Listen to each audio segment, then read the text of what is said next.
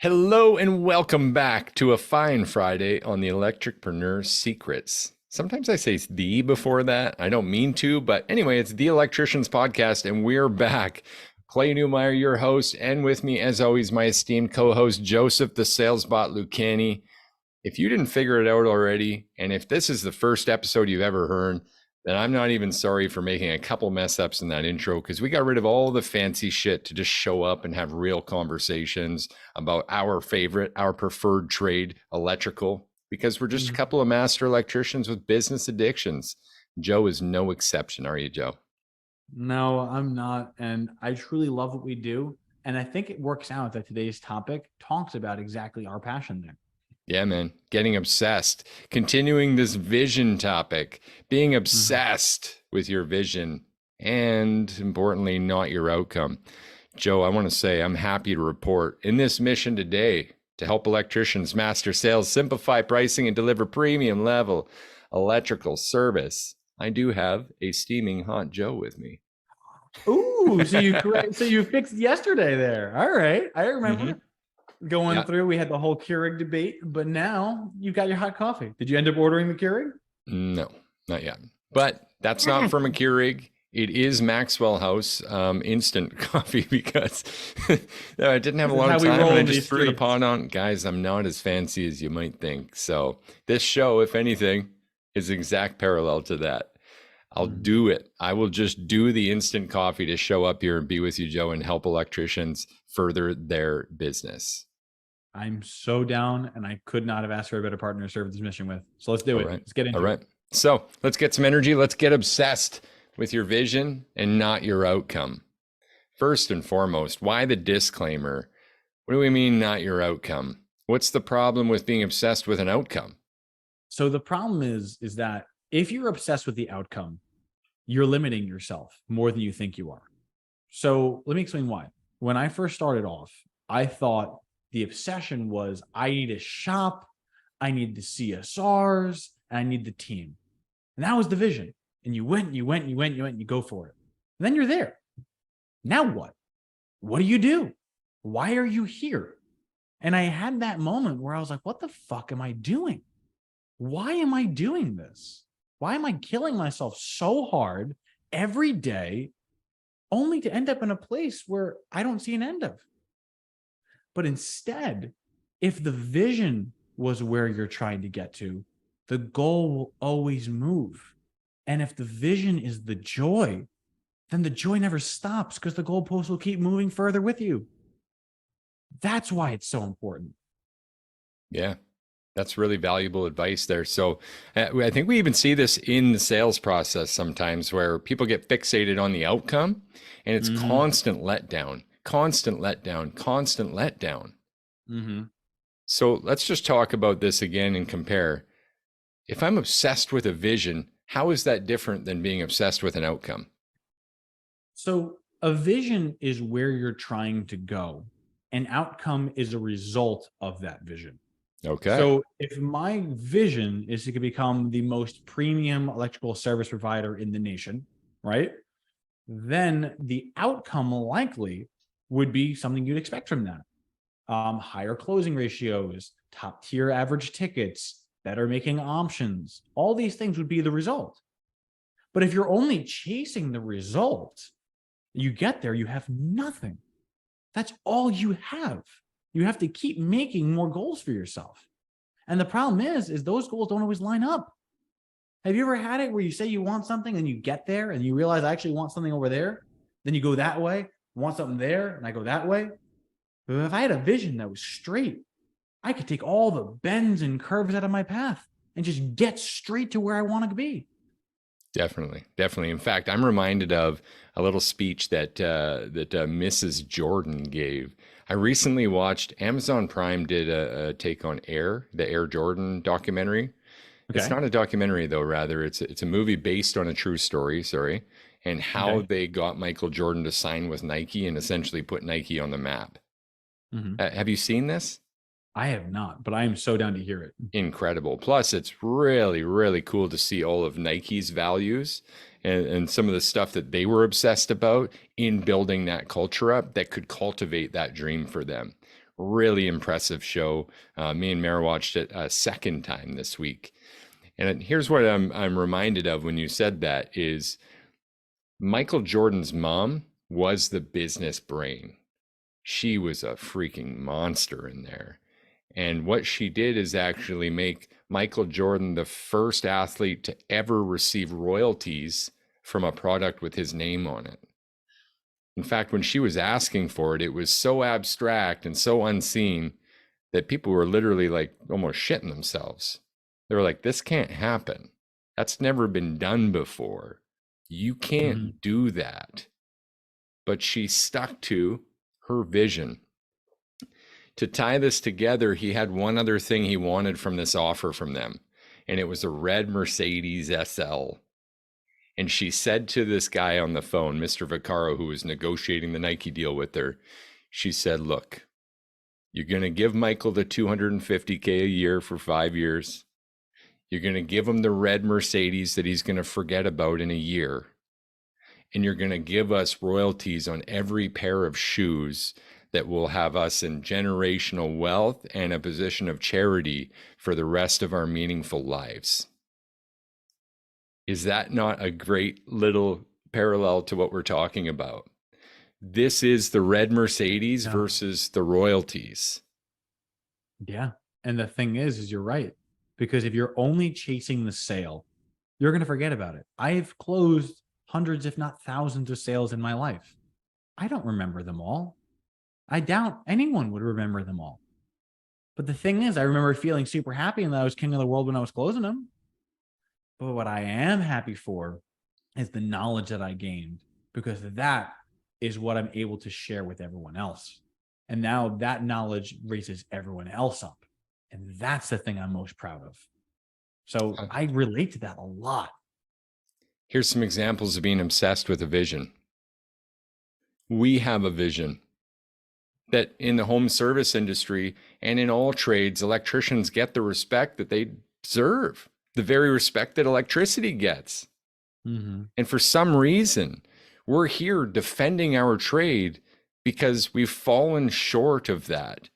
Somewhere along the line, we became the redheaded stepchildren of the trades.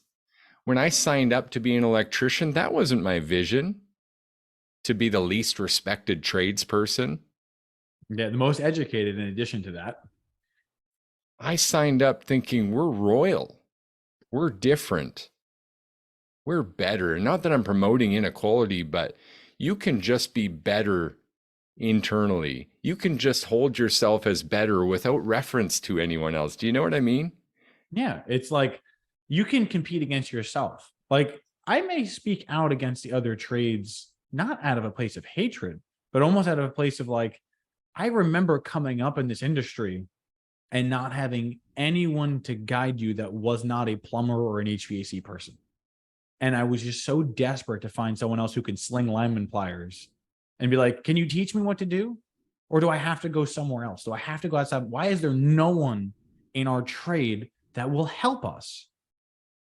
That's the vision. That's what I want people to stop having to worry about. We're already here. We want to help you. We can help you. Here's how obsessed we are with this vision. Just earlier, before this, I said to Joe, I've been on meetings all morning. I got to take a break before we do this podcast. He said, okay, let's break. Grab a coffee. The moment you go to step away, what happens?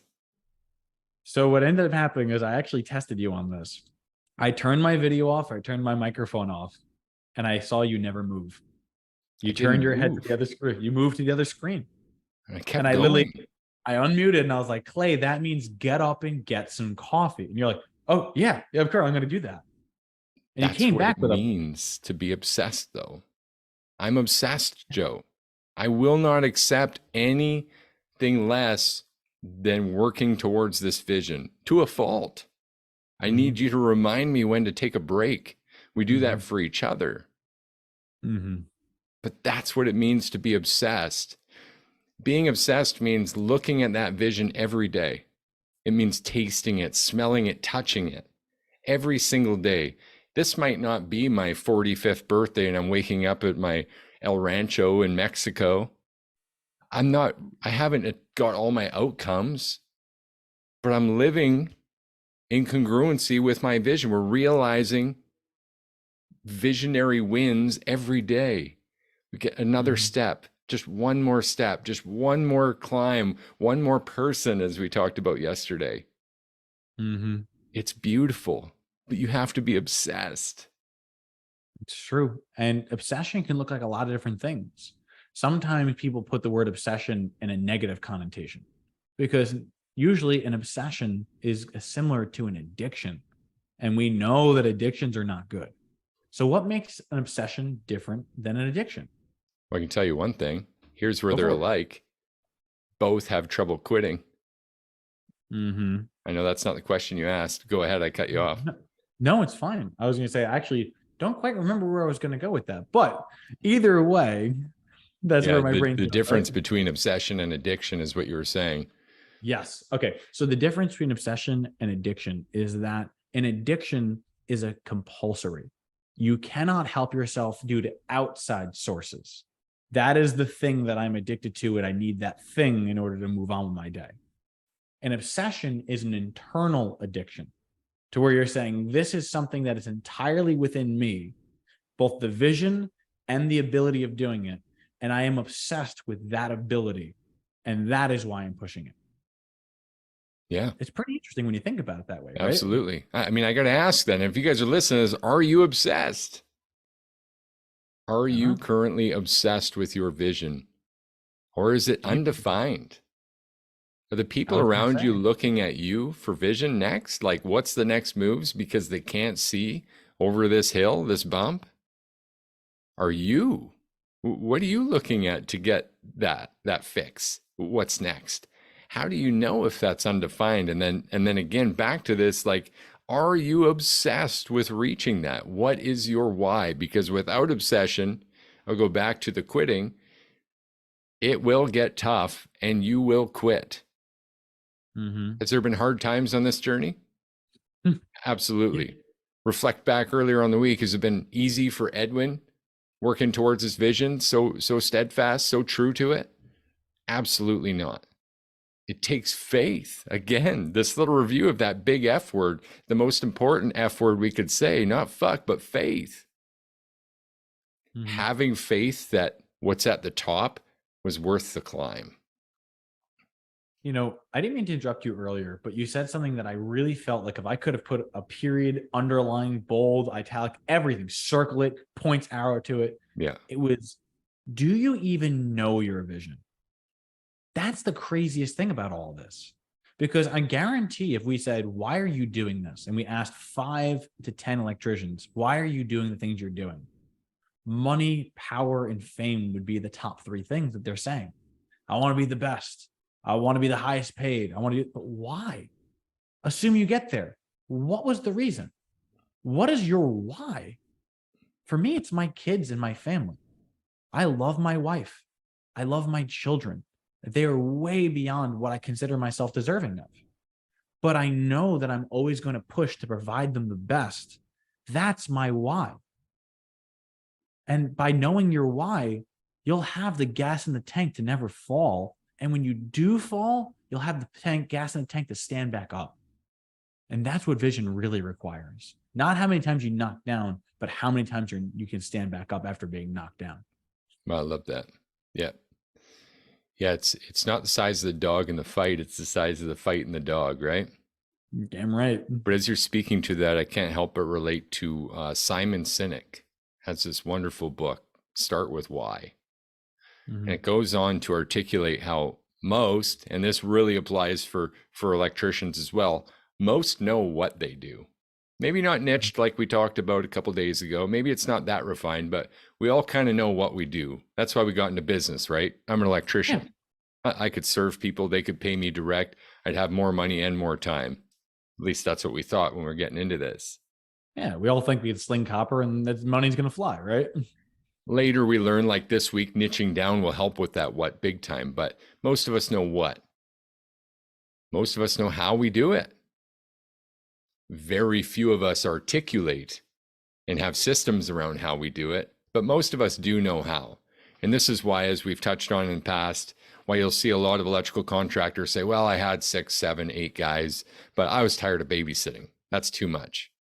All that babysitting was hand holding step by step, because that how was not well developed enough that people understood how to run the play, when they needed help, and when they were okay to be autonomous.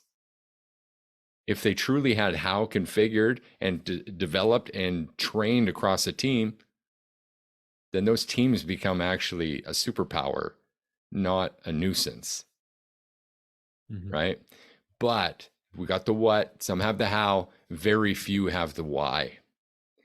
I tell you what, though, every promising, growing, big, lasting company with great cultures and attracting more people has this in common. They know their why, Joe. There's no question. Go ahead, do a shop tour with any home service company. I know lots of you guys like to fly around and maybe go visit Brian Burton or friends at Waste No Day, or go visit Tommy and check out the A1 shops. We go and do these shop tours. Pay attention to what they see, not what they are, but what they see. What's their vision? Otherwise, if they were already there, wouldn't they just stop? Think about where you are, where you want to get to be. You go to tour their shop because you want to be where they are. I want to learn from people that have done what I want to do.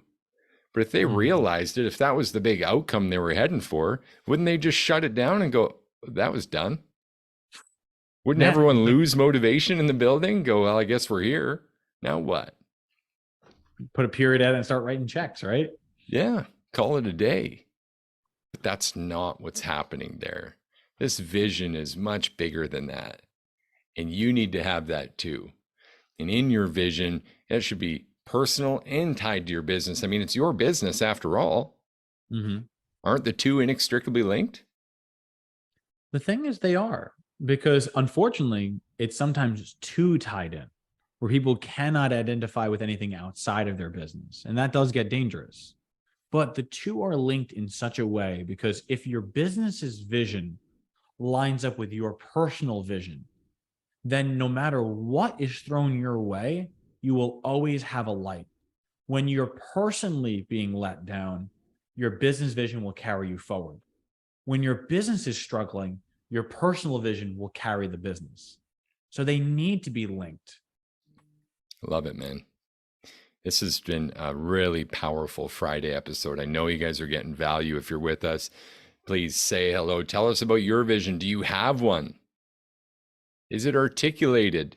Do your staff know your vision? These are all great questions, and they're going to tie right into these action items that we got to jump into, Joe. You want the action or the all-star? Give me the all-star. I'm down to swing for the fences today. I'm just going to continue with this. If you do not have a vision on paper, let me help you with that, because you might be going, where do I start? What do I do? Now, a vision statement's a simple sentence. And I'm not going to challenge you to come up with some grand poetic justice for what you're trying to accomplish right now. But I am going to challenge you to explore a bit of a mental movie that would actually drive you with a why to where you're headed, to continue that pursuit, so that we're less likely to take these little oddball, here it is, easy come, easy go, do this for me, please. So you know when to say no. And so when you know how to say yes and when to say yes, following the frameworks we gave you this week. So I want you to do an exercise. Here's the all-star. Or sorry, the regular action, Joe. I'm not hijacking you. I was going to say, I was like, hold on here, brother. Yeah. Here's the action. I want you to imagine the perfect day. I want you to imagine the perfect day. This is your first vision. And this has to be, let's say, 10 years out. If you enjoy your birthday, make it your birthday. What's the weather like? What time is it when you wake up? What are you hearing? What are you seeing? Who's with you? Are you in your dream home? Is it in your dream place? Do you have to go to work today? Is that something you look forward to doing? Are you financially independent? What vehicle am I going to drive to work? What is going on around you? What do you smell? What are you eating for breakfast? Like, give yourself this whole freedom of a mental movie and experience that for a second. Are you working towards retirement? Are you almost there? How is the business supporting that? Because that's a why that you can actually stick to, especially when it includes those around you, like your family and whoever else is in that vision with you. That's so simple to do, Joe, and so few of us give ourselves the time and the grace to just be okay with being like a kid in imagination again for a second, and actually pursuing everything that we want. Isn't that crazy? You want to hear something crazier? Go ahead. That lines up perfectly with what I had in mind for the All-Star action. Hey man, we just come and shoot the shit. I can't help it if we're completely aligned. I know, right? So following that vision, I've always been a very literal person. And I found that capitalizing on that actually helped me more than it hindered. So I want to give you the same exercises that I did that I found helped me. So remember how you were telling everyone to visualize where they want to be? What are you eating? What are you driving? I actually like to write those things down and put them in certain categories. But here's where it becomes a little different. Each one is going to have a line drawn to the other side of the page. And you're going to say in that line, time, question mark. And you're going to say, how much time would it take me to get there? When you know a reasonable amount of time, then what you can do is focus on the how. Say, what do I need to do in order to get to this place? What does my business need to look like? Who do I need to be personally? Like, are you still smoking 2 packs a day? And yet you want to be alive at 75 and enjoying your kids and being able to pick them up over your head? Do you think that habit is going to line up with that vision? Didn't for me. So I had to stop. If you're drinking on a regular, is that going to keep you alive? Will that allow your business to foster? Will you be able to spend more time with your family? If it doesn't, get rid of it. So the moral of the action here is this. When you've written everything that you want, and you've written the amount of time that you feel it'll take to get there, you'll be able to look at it and say, okay, now I have a goal. I have a goalpost, and now I have a direction to run. And that's sometimes all you need, because as we've heard here, you don't have to be great to start, but you have to start to be great.